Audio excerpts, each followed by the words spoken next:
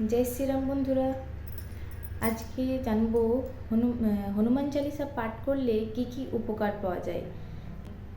हिंदू धर्मे हनुमान चालीसा विशेष गुरुत्व रयेछे। आमरा हनुमानजीर पुजो करे थाकी मंगलबार एवं शनिबार। हनुमानजीर सामने बसे हनुमान चालीसा पाठ करा हय तो हनुमानजी सन्तुष्ट हन एवं हनुमानजीर आशीर्वाद पाওয়া যায়।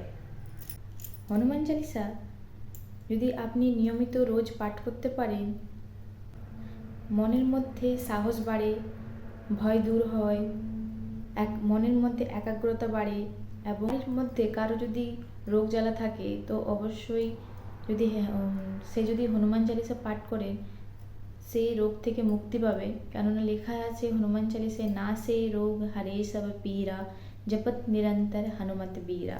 আবার হনুমান চালিসা পাঠ করলে শনিদেবও সন্তুষ্ট হন।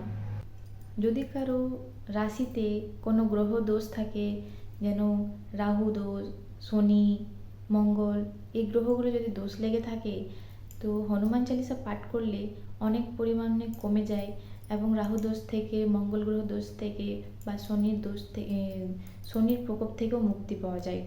শনির ৭.৫ লেগে থাকে, সে যদি হনুমান চালিসা নিয়মিত পাঠ করতে পারে রোজ, তারও কিন্তু ৭.৫-এর প্রভাব প্রচুর অনেকাংশে কমে যাবে। তাই হনুমান চালিসা পাঠ করার অনেক উপকারিতা রয়েছে।